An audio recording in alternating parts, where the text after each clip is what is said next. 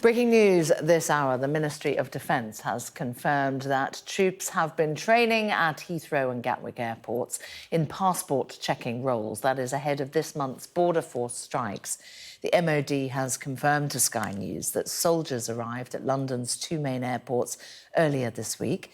Well, 2 days ago, the PCS union announced border force officers will strike at the two major airport hubs from the 23rd to the 26th, again from the 28th to the 31st of December. Within the last few minutes, the Prime Minister, Rishi Sunak, has been talking about those strikes. So the government is always going to try and act fairly and reasonably, and that's why we accepted in full the recommendations of the independent bodies that advise a government on the appropriate levels of pay in the public sector.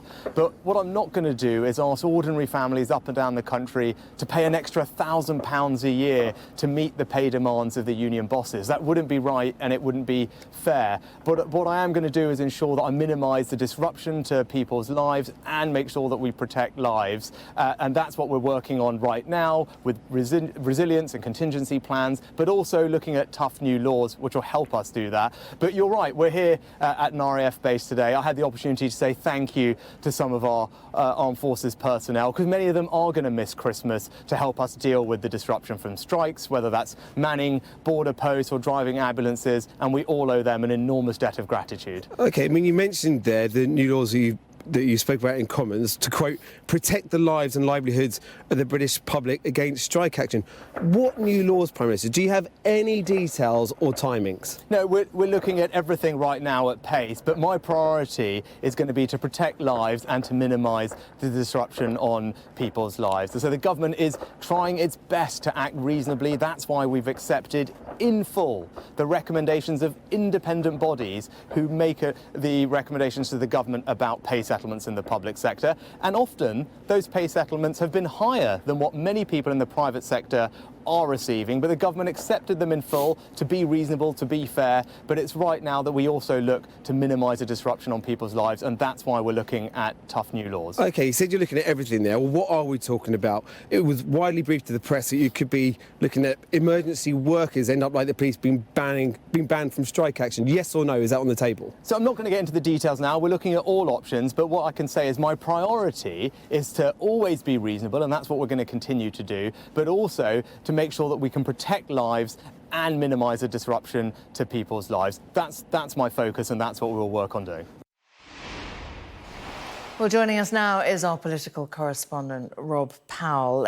Rob, people travelling over the holidays using the airports are going to be fearing chaos there, aren't they? Just talk us through a little bit what the contingency plans are. So as far as they apply to the UK's borders and the airports and the staff there that usually do things like checking passports, there'll be 600 services personnel that have been allocated to essentially take the place of striking workers. And some of those have already been at London Gatwick Airport and London Heathrow Airport earlier this week to start training in essentially manning those border posts, checking people's passports as they come into the country and off the plane and off flights there. Now, it was announced about a week ago that in total there would be 2,000 military personnel, but also volunteers and civil servants that would be drafted in as part of this contingency plans. That could involve things like soldiers, troops driving ambulances. We know that there's an ambulance strike coming up on the 21st of December. It could also include them working as firefighters as well. Fire unions are balloting at the moment. The reason why I think the first indication of practical training and boots on the ground, if you like, has come with regards to airports is because we learnt earlier this week that the Public and Commercial Services Union, the PCS union, said that they would be striking over Christmas. Now, that has the potential to cause huge disruption at the border, huge delays and queues potentially for people coming into the country, but also, and this is something the Home Secretary said yesterday, would potentially, as she said anyway, she wasn't prepared to allow there to be security breaches or security problems at the border. So that could be why I think troops have been focused here initially. We haven't had any confirmation of training going on as far as ambulance drivers go.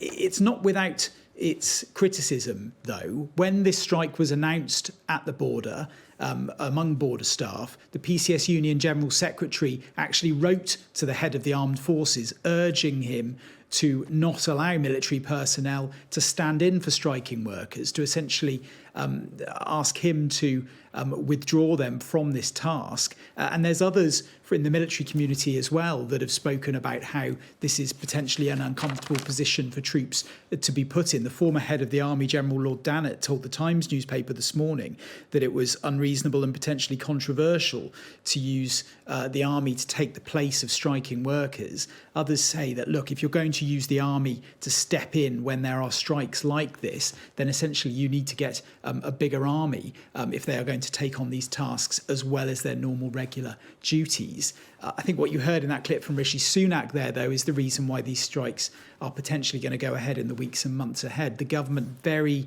tightly sticking to its commitment not to hand out pay rises that go in excess of the current rate of inflation. Rishi Sunak making the point that he believed that would mean essentially placating union bosses as he saw it and forcing ordinary taxpayers to foot the bill.